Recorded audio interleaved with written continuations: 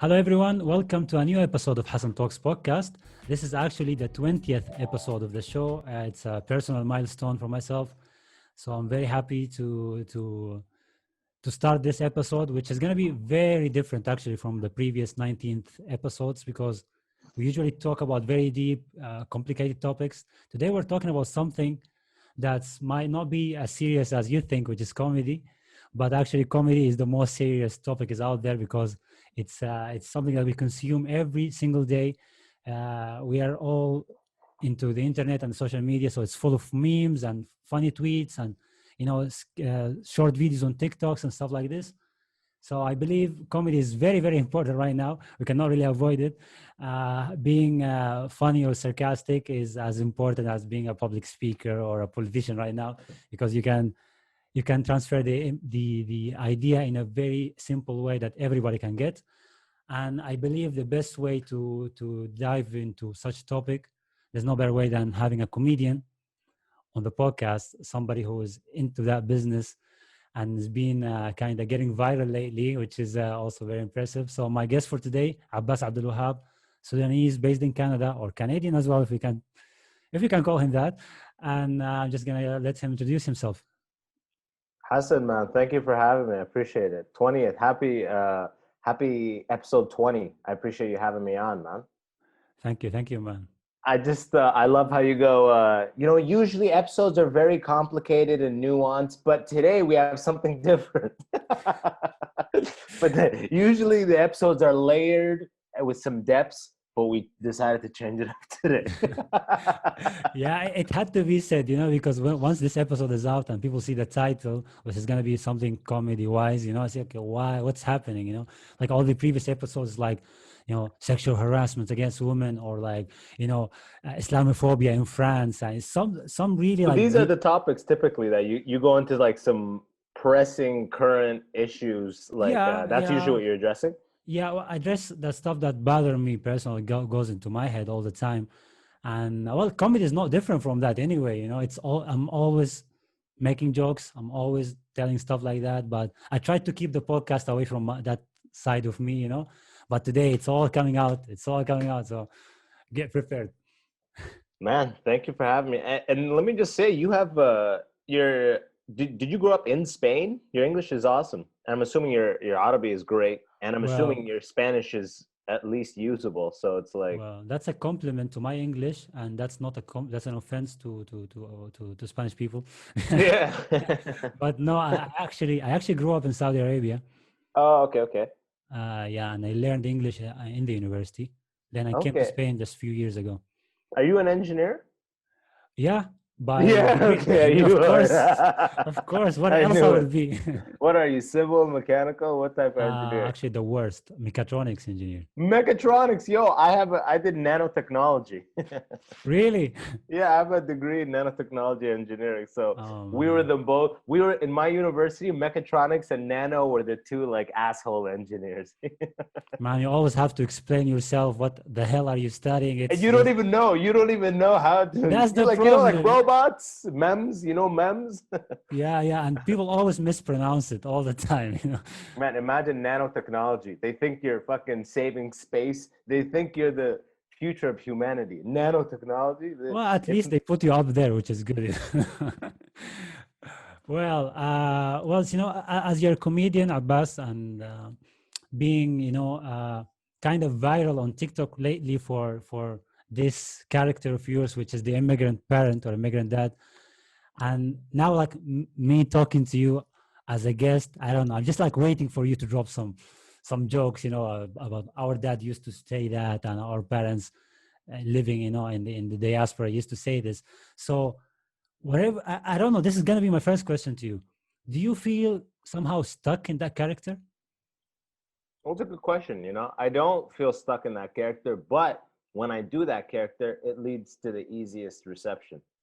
So I'm not stuck in it, but I find the easiest path to success via that character. He's a vehicle for comedy that people have they're used to, they get, they relate to, and they just want more of it. But I'm not stuck in it. But yeah, I mean, if I Yeah. don't do it, people are like, Okay, nice, but where's immigrant dad? You know. Yeah. Well, So I mean, I did it to myself. I didn't realize it because when I first, the only reason I got on TikTok was because COVID happened. I used to do stand up every night, really, and then COVID happened, and then everything stopped, and then TikTok. I was already on TikTok, but I was like making videos. But then when COVID happened, I just became obsessed with TikTok because I could it occupied my full creativity, right? Like my whole creative stream had to be directed toward online content because all businesses were closed. You can do stand up.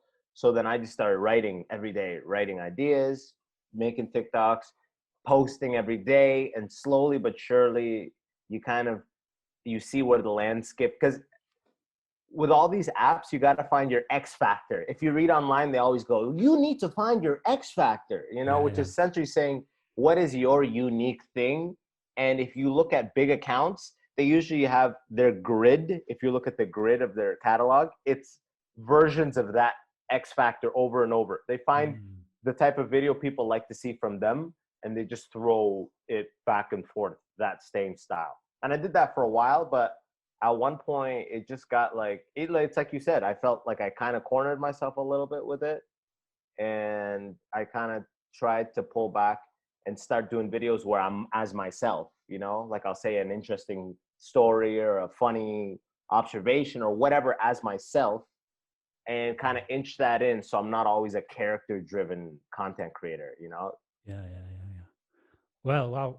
Okay. The thing is, like, as much as you're explaining this to people, it's still like, nah, he's the immigrant parent, Yeah. That's okay though. I mean, I don't it's it uh I'm just playing my dad. I'm Yeah. just literally redoing memories of things my dad has said, and he's done. And every now and then I'll like extrapolate as to what he would say in that scenario, but it's literally like it's an homage to my dad. Number one. Number two, it's easy because it's not like I'm just remembering and recreating, right? Yeah. So Yeah. I'm not mad at it. If people go, yeah, give us immigrant dad, I'll be like, sure, I like that. But there's Yeah. other stuff too. I mean, you can only get so much from immigrant dad, right? Yeah, true, true, true. I think what makes it really like sticks in everybody's mind is that we all can relate to it, simply. And I think for you, not just being like an immigrant like you as well, being Sudanese too. So I can feel my dad, in your videos, and I feel like, should I show this to my dad or will he be upset or something? It's like, where's the Yes. joke? Where's the joke in this? He's Yeah, right. Well, so what? So what? What's yeah, exactly. It's yeah, just yeah. at every point he's like, yeah, what's your point? Yeah, and now it's for you, it's pure comedy or pure joke. Wow. All right. All right. Okay. So I wanna move to something a little bit different, which is some sort of I do feel it, which is the under appreciation of comedians in the whole world. Although we all consume comedy all the time, we all laugh all the time, we always being stereotypical about stuff, throw a sarcastic comment here and there. And that's what everybody does basically, sometimes to just to cope with whatever shit that we're going through. But then when somebody identifies themselves as, hey, I'm a comic or a comedian, I do stand up and stuff like this, they say, he's not serious. I don't know. This is not real contribution to whatever we're going through. And I don't know, from your point of view, I'm asking you this because I do believe sometimes I just have this kind of sense of humor, but I'm keeping it on the low so I don't get judged. Or I don't. Yeah, Yeah, yeah, I know what yeah, you mean. Especially in a corporate environment or a workplace. yeah, professional kind of workplace. Yeah, Yeah, yeah, definitely. Uh, as far as are comedians underappreciated? They are like extremely underappreciated. Here's an example. Just 2 days ago, I got invited to do a show for Lebanon. Lebanon, the explosion, windows broke like I've crazy seen it on your stories in actually. Yeah. Beirut. So I got invited. They're like, the guy put it together. It got sold out 3 shows right away. And we're not getting paid. That's what happens with comedians when it's benefits. They don't pay the comedians because it's a benefit. It's a benefit. Mm, So you perform for the honor of supporting Lebanon. Okay. yeah, It's yeah, like, okay, all right, that's fine. I want to do comedy. I don't have a lot of opportunities. Fine. Let's do comedy. Forget the money.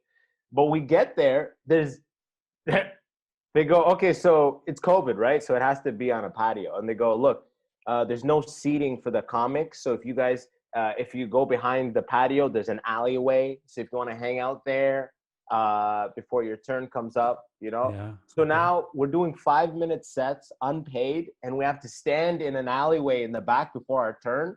And there's no chairs. It's like there's no respect for comedians. Okay, Okay. like There's no nobody proper thinks backstage. yeah. Nobody thinks in advance, like, where are the comics gonna sit? We should probably have them a spread of water. But on the other hand, like a couple months ago, I got invited to do comedy at a music festival. So it's all music. It was called Taste of the Middle East. It's like Arab musicians, and they needed a comic act to break things up, right? Now I show up to this. I show up, same thing. I have a time and a place. I show up, the organizer's like, oh, just tell it's at a restaurant. She's like, oh, just tell the chef, just tell him you're musicians, tell him whatever you Ooh. want to drink. And upstairs we have your green room area. So there's seating, there's a goodie bag. Just hang out there. We'll coordinate with you. One will give you an advance. How do you want to be introduced? Like, even the places that don't cater to comedians, you see how the musicians get treated, and you're like, holy shit. Like, there's Yeah. Yeah. zero Yeah. Yeah. respect for comedians. Zero respect. Like 9 out of 10 sets a comedian does in their first couple of years, if someone, you don't expect money. And if someone is to pay you, you'd be like, this is at the beginning. You go, whoa, really? Like, Oh oh, my God. and here's $10. Oh, actually, like, Yeah. no one Wow. expects there's no value on a hustling, grinding comedian to get paid or to have any sort of livability at all. It's like for comedians, they don't give a, no one wants to hear about it. No one cares until you're so-called good or worth seeing. And then it's like a different thing. This is quite a problem actually, because if this is the situation where comedians are not really appreciated, and I'm saying like real comedians who, like, sit down and really, like, try to get an idea out there and make something that everybody could relate to and put it as a joke, they're not really appreciated. Then somehow the I don't know, the platform would be full with people who just tell silly stuff. And I think that's what we're seeing right now. Like anything can be considered as a joke, and like real comedians start disappearing. So that's why I kind of appreciate that comedians are not just sticking up to stand-up comedies, the regular kind of shows, but they go into social media trying to do like very short videos, small sketches here and there, also all the time trying to comment about whatever happening in a sarcastic way, so people still can, no, actually these people are actually good. They should be more out there. And to be honest, this is how I got to know you, not just your videos. I've seen you on an interview. No, I've seen you interviewing what's his name, what Brown, Yeah. and Okay. he shared it on his page. And then I said, okay, this is interesting. So I went through. I said, oh, I've seen some of these guys' videos somewhere, and this got me to the value of, okay, see, this is, people should appreciate this kind of people even more. But sadly, this is not the way.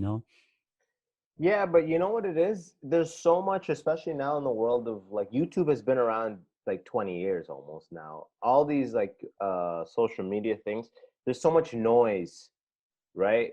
And it's very difficult if you are by yourself, if you don't have an agency or a platform to stand on, if you're not with a network, if you're not legitimized through some sort of big thing, it's very hard to stand out in front of all that noise. There's, like you said, everybody's telling a joke, even though they might tell a joke here and do random stuff, but it gets put on the same thing. So it's like you really got to build. It's all about slow and steady. It's like the long game. It'll Mhm. work out. You just got to keep pushing through, because the longer you build that catalog, the more it starts to position itself relative to the noise, where it's like a clear little mountain of Yeah. content and stuff going on there that's outside of the noise, right? But you actually made a good point, though. I think comedians now are way more valuable because politics has transitioned into entertainment. Before, politics used to be truth, leading the country, prosperity, and now politics has literally transitioned into entertainment, where the real stuff we hear is actually from the comedians, like Absolutely. Yeah. Bill Burr, Chappelle, when they all their recent monologues on SNL, they're taking on woke culture directly, hypocrisy directly, you know, the whole race issues directly in light of this election, you know, all that Yeah. kind of stuff. That's the realest stuff you hear. It's the realest stuff you hear. And then like you watch a presidential election and they're like, she's a liar. You know what I mean? Yeah. Yeah. And everyone's like, yeah, yeah. Like it's like this mob mentality, tribal stuff, but there's no truth. It's just a show. It's like America's soap opera for old white men, you know? Yeah. Yeah. And then people actually waiting for the comedians to comment on it and give you Yeah. the very, truth They and distill it down, the truth of what they see yeah. and what's funny about it, the hypocrisy.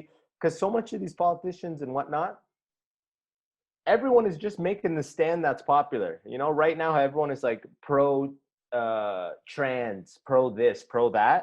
These are the same people that wouldn't give those people an opportunity because they didn't represent what the masses wanted to see. But Yeah. as soon as they're like trans people, we have to, so then all the news people are like, oh yeah, look, we hired a trans reporter, or look, we did.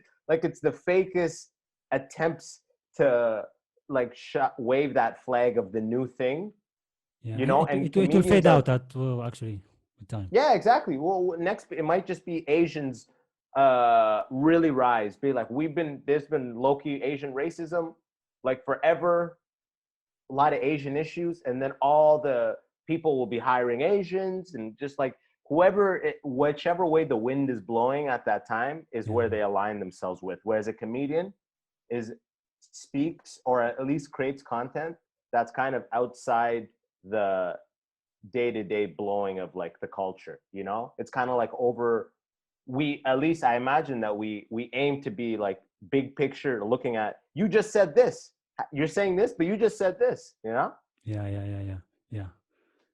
Well, for myself, as somebody who consumes comedy all the time, you mentioned Bill Burr, and he's one of my favorite comedians out there because he's so bold with the points he throws.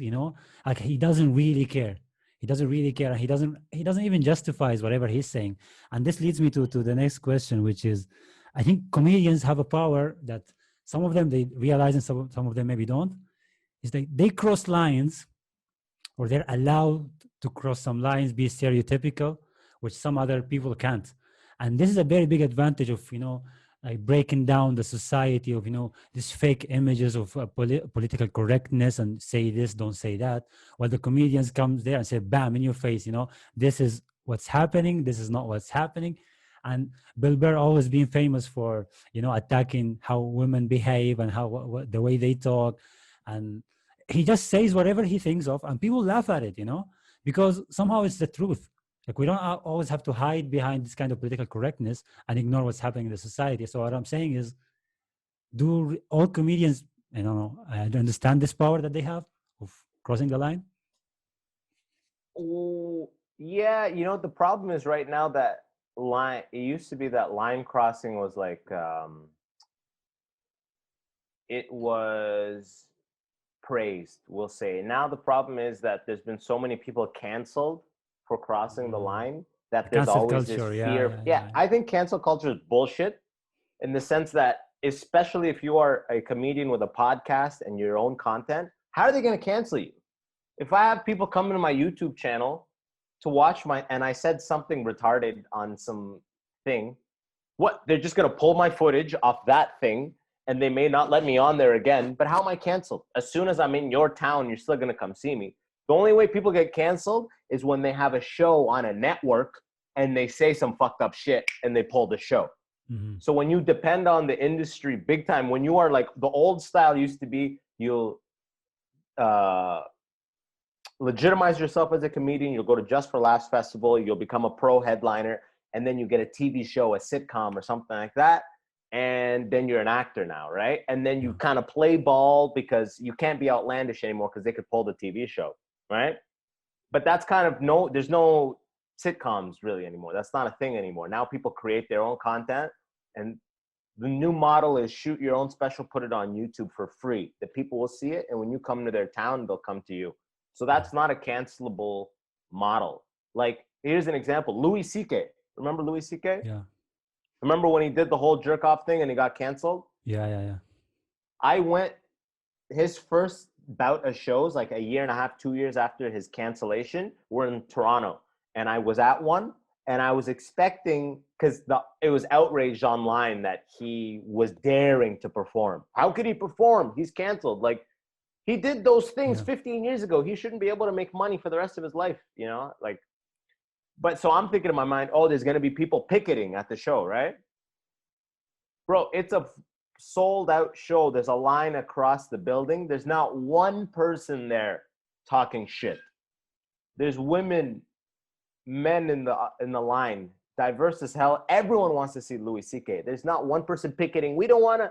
So the internet, the media makes it seem as if this person is canceled and there are people anti him on the street in person. But people are a lot more confident online, because when it came down to it and he came in town, there wasn't one human there being like, don't perform. So it goes to show you just how weak this cancel culture shit is. Just like a Twitter thing that they talk about to scare illegitimate comedians. Because I think as real comedians now, it's like you're saying, we have the blessing to take the gamble. We can, while we're on stage, we can say some outlandish shit in the hope that we're trying to be funny. It may not be funny. It may end up being fucked up and bomb, but no one is going to prosecute you for it after you get off stage. It was a shot you took and missed on stage. If it works, it works. If it doesn't, then you just move on. Yeah, exactly. Yeah, there's not going to be like, yeah, we like your set, but we'd like to speak to you about this comment made. It's like, no, it was a show. I was on stage. Like, you got to give me the creative liberty to say what I want, and sometimes it's not going to work. Like even Chappelle had a line in his monologue on SNL that kind of didn't work, and he was like, I'm just trying stuff out. There's always a way to make things up, you know, if something fails or like, I don't know, the crowd does not react to you. But like this also leads to something else, which is when to decide to talk about something and make it funny if it's something that's quite sensitive. And what I heard from one comedian, that he said sarcasm actually is a tragedy plus time. So is that actually? Yeah, absolutely. They say comedy is tragedy plus time. Okay. But yeah, either way, like actually I used to have a sketch group with my buddy Max Sheldrick here in Toronto. It's called Plus Time Comedy. So if you YouTube Plus Time Comedy, we have some old sketches on there. That's how we came up with that name, tragedy plus time. Okay. But you're right, it is hard, because anytime a tragedy happens, there's the type of comedians who will wait, you know, let the culture absorb it and whatnot. And then there's the type of comedians who right away, they're looking at the news to make jokes about the most recent shit. You know what I mean? Yeah. I mean, it really depends on the type of comedian you are. Like, if you're that type of comedian, it might be funny. Like, I had a bit about, I don't know if you know Toronto news, but like a couple of years ago, some incel in Toronto, he rented a van and he just like drove into 14 people and killed them, you know, because he wasn't getting laid. You know what I mean? Like, but anyways, I was making a joke about it the week it happened, and it would kill. It would kill, right? Yeah. And I used to open every show. Did you ever hear about this story? No, I haven't actually. Okay. Yeah, so he rented the truck and he literally killed 14 people. But anyways, I used to open for like a week.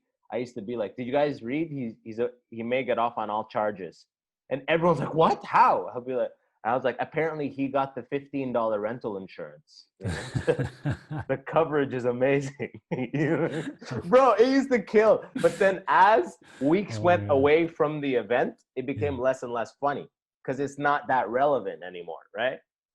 So that's the problem with that type of comedy, where you attack the thing that just happened today. You have no overarching long-term act. Your act is just attacking what's in the news now. And then a year from now, if I have to make references for something that happened a year ago, or I have to constantly make references back for old events for my bit, they don't land well, you know? So you hit the steel when it's hot, as they say. Exactly, but you have to have something called evergreen material. Evergreen material is like, it's always good. It's about your family. It's about your relationships, your work, shit everybody gets, everybody understands. You can't just be like, do you hear about Kim Jong-un's latest thing? It may be funny now, but 2 years from now, you know? It's not. It's not. So then you're constantly, your act never really gets better. You just constantly are writing these very topical stuff that happens. But there's some comedians who kill it. It's a writing heavy way of doing comedy. But some people, that's the way they like to do it. Not me personally. I stay away from that because I'm lazy. I don't want to Yeah. write something that is not usable in 2 months. Okay, now, okay, that takes me to something else. Are you writing anything right now since there are no, like, shows?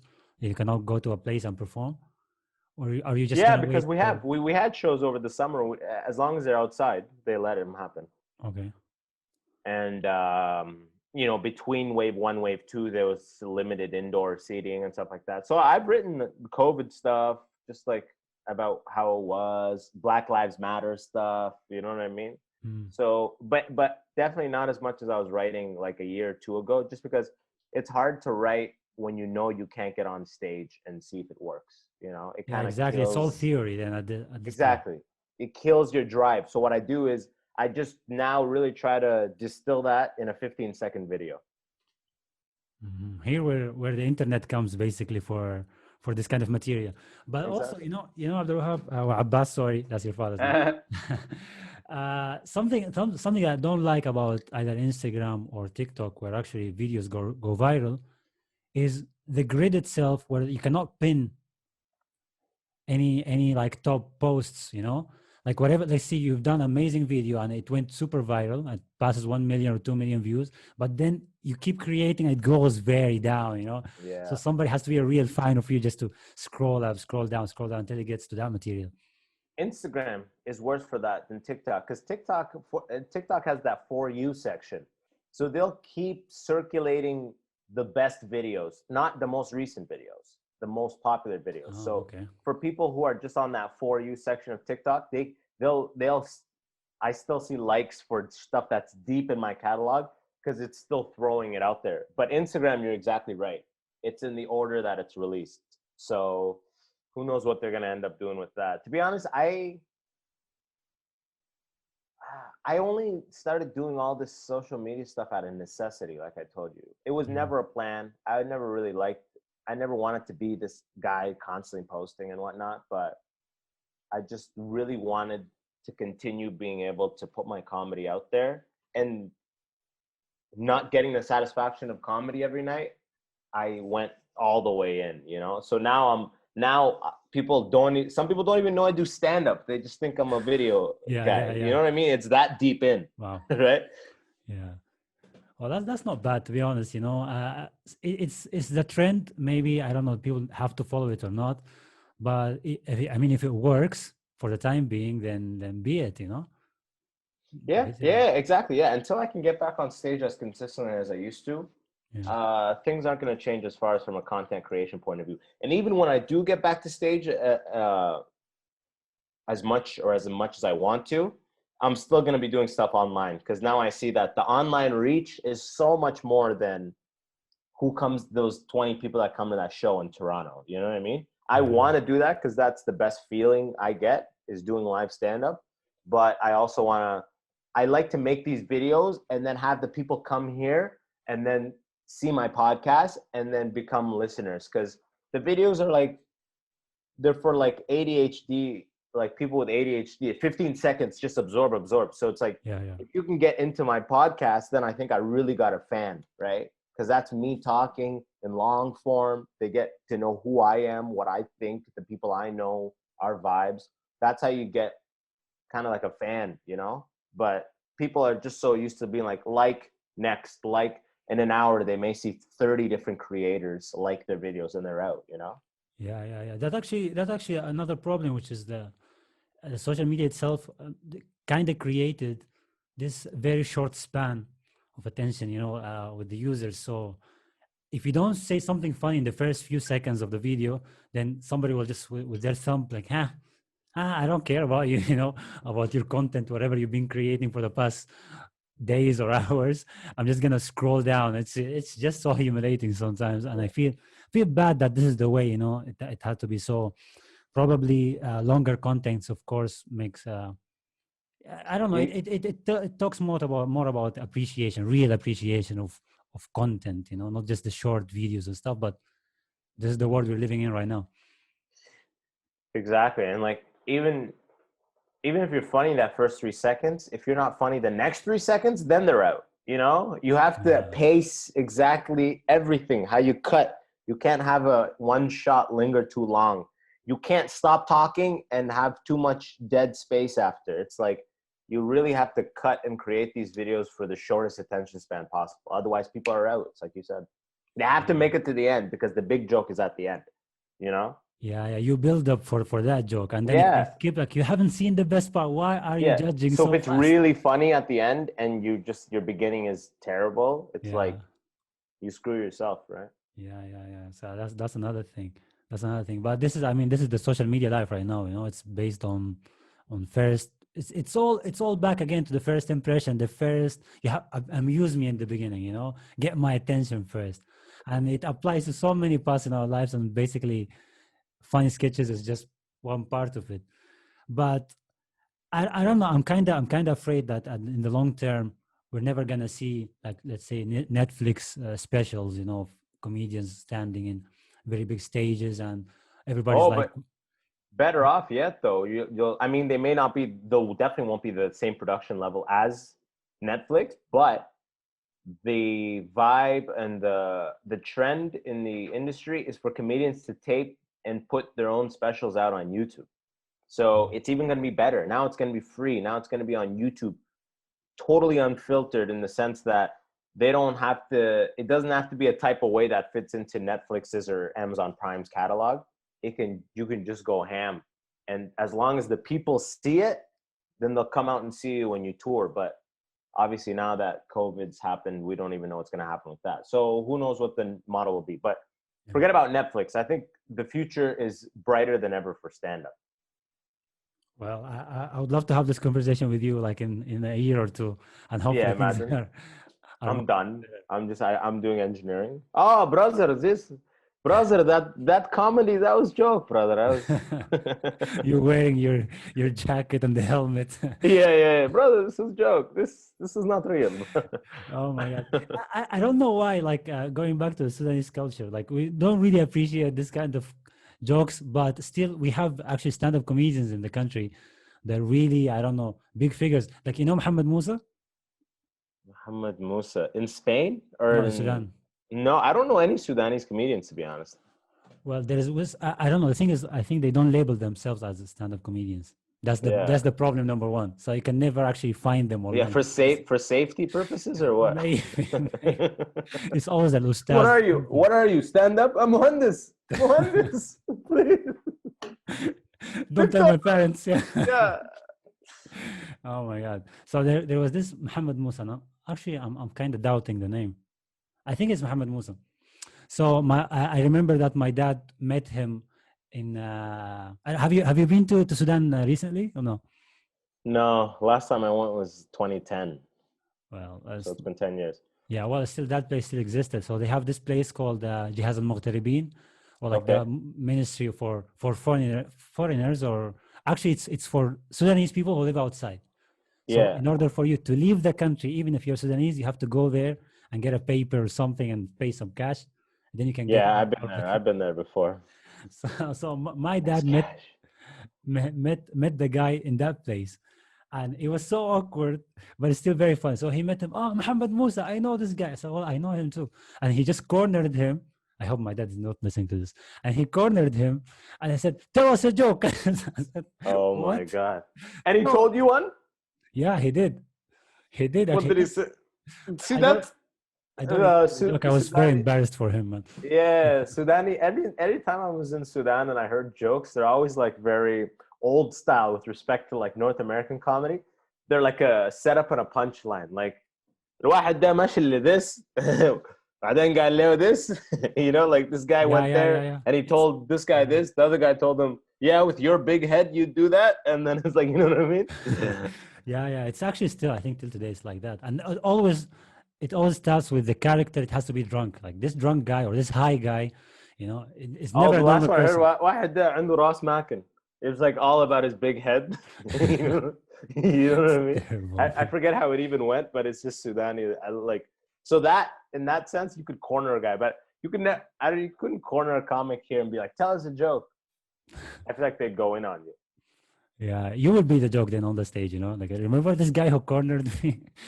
Oh my God, yeah. People do that all the time. Actually, I had I used to work in China for a little bit, and I remember one time we were in this hotel, and one of the VP of sales, I told him, we were having a drink, and he goes, "You." We're talking. I'm like, I do stand up at night. I told him the truth. I was like, I wasn't really telling anybody at that time, Yeah. but I was doing open mics at night. Okay. So I'm like, yeah, I was doing open mics. And he goes, oh, you do stand up? I'm like, yeah. And then he just started demanding I tell him a joke right then and there. Tell me a joke. Come on, tell me a joke. Demanding it, right? Yeah, yeah. And at one point I told him, I literally like transcribed a bit I do on stage word for word, but I just said it. It's a totally different vibe if you say your joke versus performing it. But I mean, she forced me into it, but I said it, and this guy's just like, don't quit your day job. Oh my God. Oh my God. What the hell is that? I was like, oh my God, what a nightmare this human is, Damn, man. This is terrible. Ironically, he ended up getting fired like a month after that. Ooh, joke on him then, huh? Yeah, he didn't. He's like, I didn't quit my day job either. I got fired. So, but either way, like, what I've learned is that I keep it on the DL if at all possible. I just don't like, even now when if someone asks me what you do, like random, I'll just tell them I produce, content creator. I'll say stuff like that. Yeah. If you tell me you're a comedian, it always elicits that. Tell me something funny. It's like, get the fuck out of my face. Tell us That's a so funny thing. That's so weird. That's very weird. Yes, speaking of funny kind of stories, I remember I ran into what's his name, Luka Doncic. Do you know Luka Doncic, the basketball player? No, don't quote Not me. your I thing. don't know all the players. Yeah, but yeah, Well, you ran into him. yeah. I ran into him in Madrid here, and we were just like having dinner, and he's in the table, so we're talking, and I tell him, so what do you do here in Madrid? And he says, I just work. And actually, he's super tall, Yeah. And I tell to my friend, well, I think this guy should actually play some basketball because he's built for it. I think it's like at that time he just received the award of best player in Europe of basketball, and he's gonna be drafted into the US NBA. And I had no idea. And he said like, oh, I That's just funny. This work. guy should play basketball. Yeah. And my friend said he actually plays. He's the best player in the fucking continent. So oh shit, that's so. You're like, I knew it. I fucking knew it. See. The thing is, like, I panicked so much. So I'm sorry, and then like I knocked off a glass and spilled on him. It was so. Oh my god, dude, that's the worst. So You I still just remember. panicked. Yeah, I was like super chill. He's just another tall guy, It doesn't. Yeah, I have my roommate is South Sudani, and he's like 6'11". He's so tall, and I'm like, bro, how often do people ask you about basketball? He's like, every day. Every day of his life. Random people are like, you should play basketball, or do you play basketball? Like every day of his life. Oh my god. I couldn't imagine, man. Yeah. I couldn't imagine. Yeah. So this. What do people tell you? Dunk for us. Prove it. Yeah. There's a court nearby. I have a ball. Come on. Let's go. Yeah. Yeah. Yeah. It's crazy things, man. Cornering What's people. Spain like as a Sudani guy? Do you know that I'm just gonna give you a very fast. I've never been fact. to Spain. The thing is, Sudanese people don't come here for some reason. Yeah. I live in Madrid, and we are 42 Sudanese in the whole city. 42? 42 people. So we are all in the same WhatsApp group, basically. All of us, we know each other by name. We know the kids and everything. So we're not much, which is good. So let's keep it that way, Yeah. That's very good. For now. Yeah. There's not much. So since there are not much Sudanese people, there are not much Sudanese restaurants at all, actually, in the country. So the nearest restaurant, nearest Sudanese restaurant in Berlin. You have to go to Germany, eat some food and asir, and then come back. That's so funny. How far is Berlin from Madrid? I think it's like maybe 1.5 hour flight or 2 maximum. I'm not really sure. Never been there. Yeah, see. Europe is nice. You guys just fly around. You have that Ryanair, all those cheap airlines. You don't have that shit here. We have Spirit, but it's not like it's not affordable cheap. It's just like a little less than Air Canada and all these other fucking crazy price ones. But for You know, you, I mean, like to travel is that not? It's not that easy. I mean, what's driving? Like, I mean, it is. I mean, I am living in Toronto, so it is like as far this is a hub airport here, but going from like uh, Madrid to Berlin, how far is that drive? I think I don't know, 12 hours maybe or less. I'm not really O- sure. Not really sure. Okay, so how much would the flight cost? Well, pre-COVID, I think 50 euros maybe or 60. Yeah, see, so let's say for something like somewhat comparable here, you know, Toronto to Nashville, Tennessee, same amount of time to drive, but the flight cost is like 300, 350. You know what I mean? Wow. So it's like it's flying is such an option over there in Europe that because it's also uh, everything's so dense and just the I don't know the economy of the way you guys have your airline set up. You guys can offer these crazy prices. It's not anything that you ever see over here. So here it's Mm. like if you can't drive, you're stuck until you can afford like a $700 flight to somewhere that's 16 hours away. You know? Damn, that's a problem. That's a problem, especially Yeah. because like the North America is so wide, and the cities are all over the Well, place, that's like very why. far Yeah, away. exactly. So they But it's luckily, Toronto, we have. I don't really know of many Sudani restaurants here, but my mom is 2 hours away in London, Ontario. So mm, anytime I want some Sudani stuff, I'm down home. You know, okay. Stop bragging, man. Come bro. on. Getting that, bro. My mom sells kisra, bro. She's got the side hustle, man. Nice. Any Wow. mullah you want, bro. She's got it. We see all Oh my the God. what's it called the Sahaba, the bachelors, the what's it called? Azaba. Azaba, yeah, Yeah, they're yeah. all coming and getting their fucking asida and Oh man. kisra. عندك wake up؟ ها؟ انتوا بتعملوا wake up؟ yeah. That's a completely different culture. I think people are not really aware of what is azab. But so go ahead and explain that to them. That isn't that. I'm assuming that's who the 42 people are that in that WhatsApp group.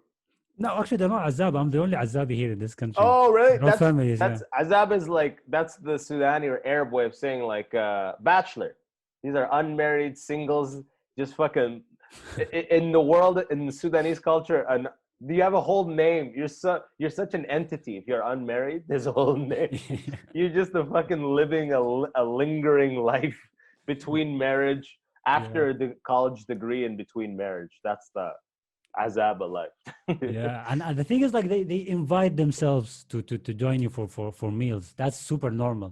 Like, hey, it's 33 of us here, we're not married, and we're really craving kisra, so we'll drop by in 30 minutes, basically. And actually, if they didn't need to call, they could have just showed up at your house normally. You have to feed them. Yeah, 100%. And then play Kushtena cards, huh? Yeah, yeah, yeah. Have to play Kushtain as hard as you can. You guys have an argila over there? Do you guys smoke hookah? Well, in Spain, actually, it's considered a very fancy thing. So if you Oh, offer, really? yeah, so if you go like the big clubs or big restaurants, if you offer shisha, it's the most expensive thing, and people share it, which was like shocking to me. Like I used to be in Saudi Arabia or Sudan. Well, everybody gets their own shisha, Yeah, yeah, of course. and sometimes if you want two flavors, you get two for yourself. That's fine. But here, it's like, hey, I got shisha for the whole class. What the fuck is wrong with you? Yeah, because It man, is. smoking a shisha by yourself is a lot. It's taxing on the lungs. So if it's a fancy thing like hors d'oeuvres, desserts, those are all small portions. Just the same with the hookah. Everyone's just like, whoa, ooh, this is nice, and they pass it on. Yeah, yeah, yeah. Yeah, And then well, you get the people who smoke it like it's weed. They try to hold the smoke in. You like yeah, let they it have out, man. You're not doesn't gonna work that ghost way, it. It's hookah. Yeah, it's tobacco, bro. Smoke, just exhale. So do you guys have places in Toronto for that? No, Toronto's really cut back on hookah. I have one at the house right now. Like I've always had one, but Yeah. Toronto's cut back. Like they don't let you smoke it inside anywhere. You got to go to the outskirts of town where the bylaws are a little different. So you can smoke inside. Yeah, well, But that's cool. besides that, that was before COVID too. Obviously, right now with COVID, all of those businesses are not doing shit. Yeah. Does not collide with the code of health system, whatever. Yeah, literally. Dude, I really want to go to Spain. You know, somebody that's like because I'd been around a lot of the areas in that area, but I never went to Spain. And my friends went for a couple weeks, and but they did it very touristy style. So I Mhm. think the way they sold it would be like something that I wouldn't necessarily be doing because they went to like, what's the hype beach? Yeah. The mainstream places, basically. Yeah, like what's the hypest beach party area in Madrid or Spain? Yeah, What's it called? There's other. It's not Madrid. It's other towns in there. Barcelona. What else besides Barcelona? There's Ibiza, of course.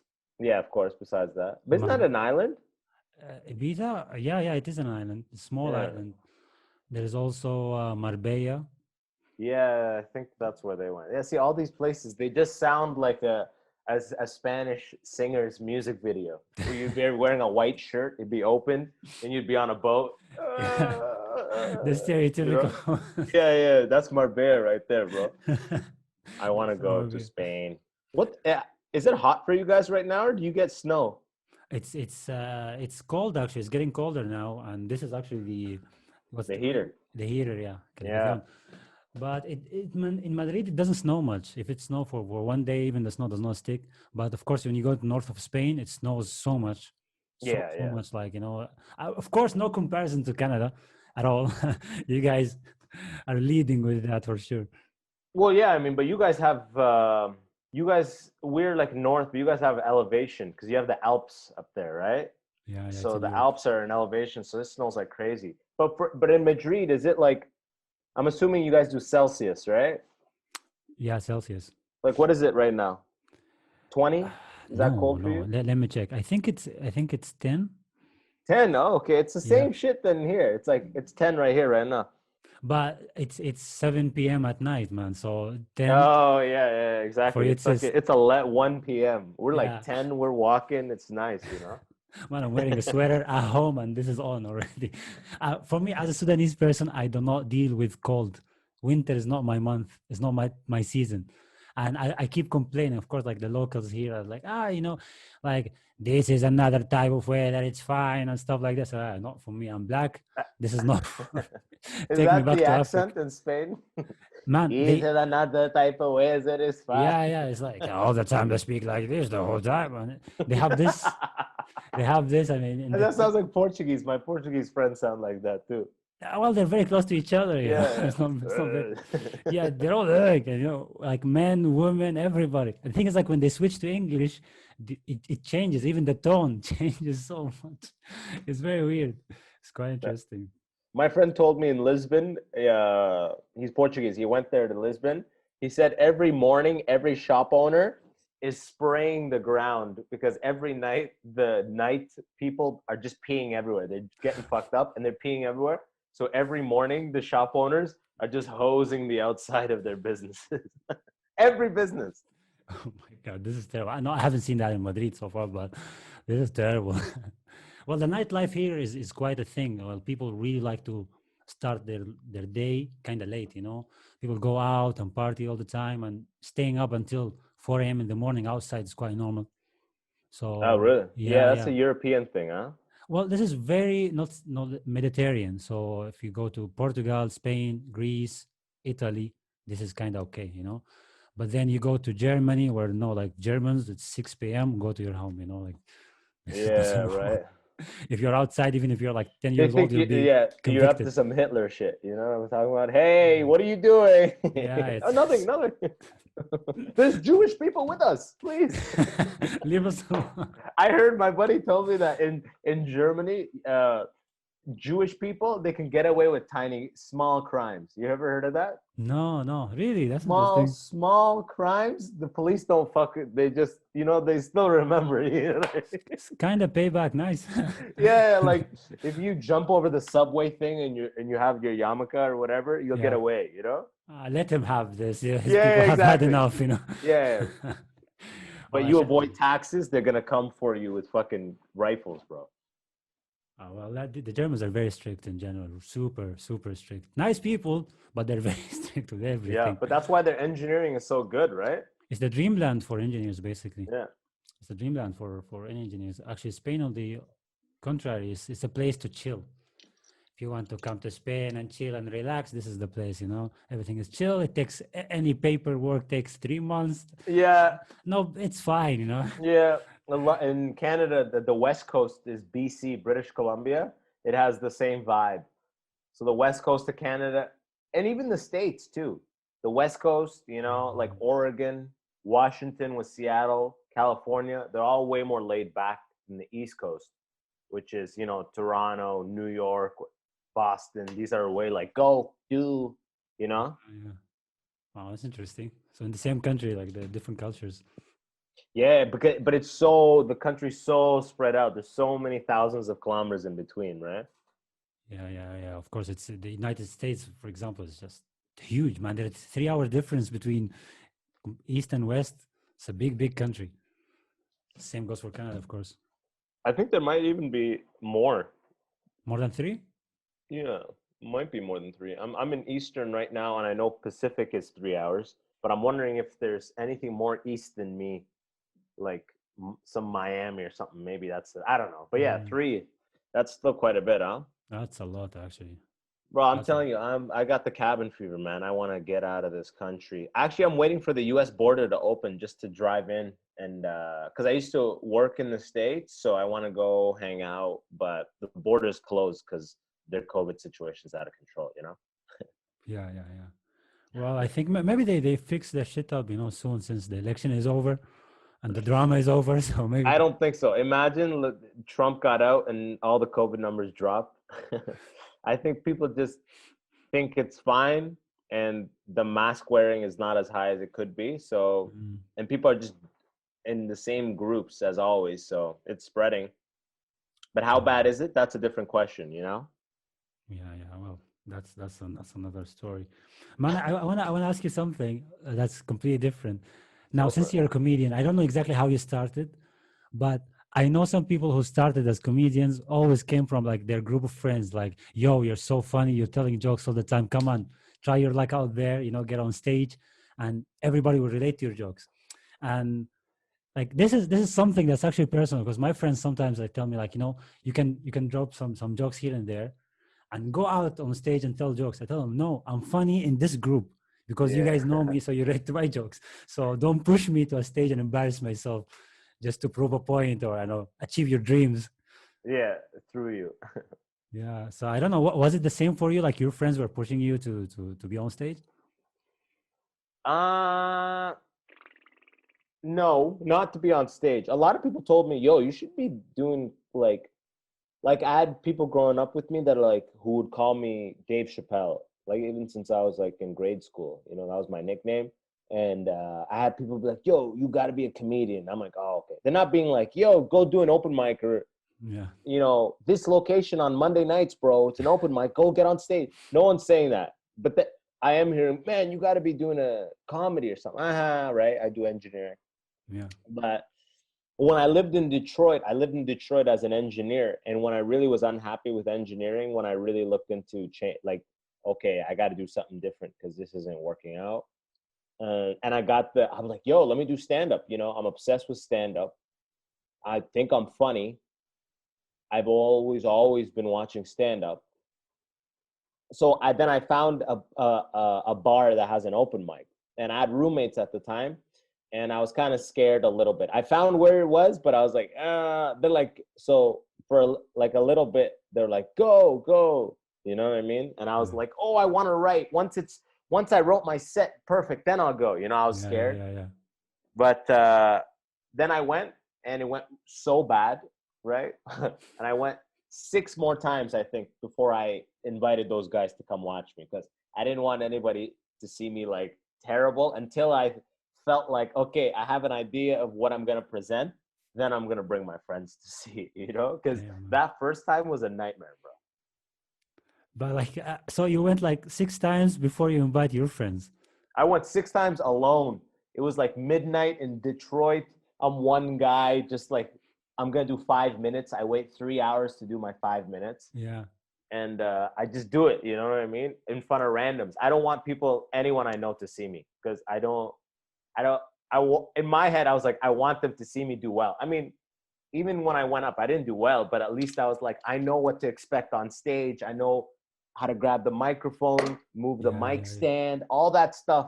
I was so afraid of, like, but other people have the exact opposite mentality. Other people, their first time, they got all of their friends together and brought them. But what happens is you cultivate that same environment that you said you have. I'm funny with you guys. So if you bring you guys to the show, you think you killed that open mic because your friends are laughing. You know what I mean? yeah, yeah, yeah. Even if you're bombing hard, your friends are laughing because you're bombing hard. That's funny to your friends, right? But to Yeah. people who don't know you, if you're bombing, they leave the room. You know, you know what I mean? So yeah, That's that's the not thing. funny. That's the thing. How can you relate to these people? How can make that person actually say, "Oh, well, I understand this joke. I'm gonna laugh and clap for it," and it's immediate. Like it's in the same. It's like a live show. It's like an online thing. You can repeat more than once or try to understand the joke.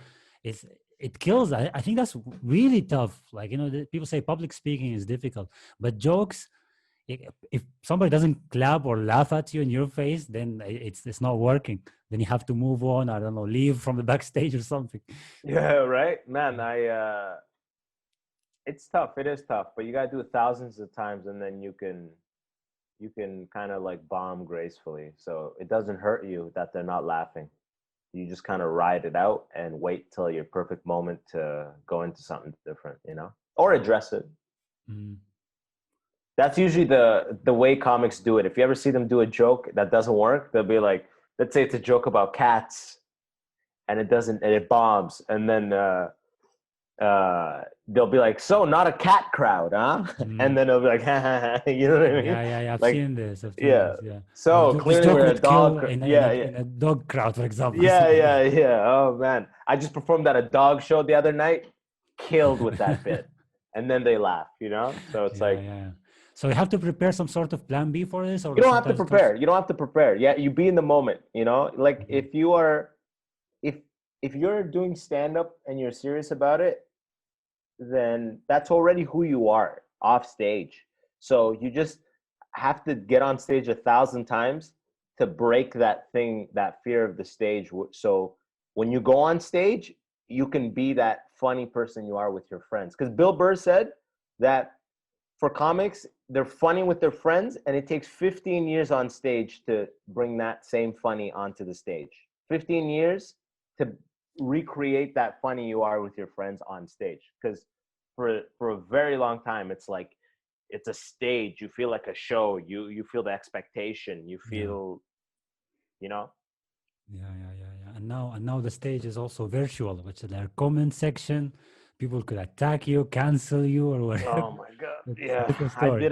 I did a virtual show, so stand up like this. So anyways, I was going this and I said, "What?" It was the worst. It was the worst. Why did you do it then? Because the show I got booked for was real, but then the COVID wave 2 hit and they're like, "Don't worry everyone, now it's on Zoom." And I was like, "No." That's a trap. That was Yeah, a it was a trap. trap. It was literally a trap. Yeah, yeah, yeah. Well, Abbas, I'm out of my questions. I'm super happy that they actually accepted my invitation to be part of this episode, and I hope everybody enjoyed this episode. Shared a laugh or two. Something easygoing this time, something very chill, and something serious too in the same way. So hopefully you enjoy this episode, and yeah, thank you for being part of this episode. Thank you, Hassan. I appreciate you for having me on, man. I appreciate you calling me. It feels sick to be talking to somebody around the world. It's a good feeling. So thanks for having me. Keep doing your thing. Hopefully to episode 100, and I'd like to come back on, man. Thank you. So this was Abbas Abdul Wahab, all the way from Toronto, from Canada, Sudanese Canadian comedian. And this is me, your host, Hassan Fadul. Stay tuned for the coming episode. This is the 20th episode of Hassan Talks Podcast. Hassan Talks Podcast. There are 19 episodes on Spotify, on Anchor, on Apple Podcasts, Google Podcasts, and also on YouTube. So go check them out. And that's it for today. Stay tuned. Peace out. Peace.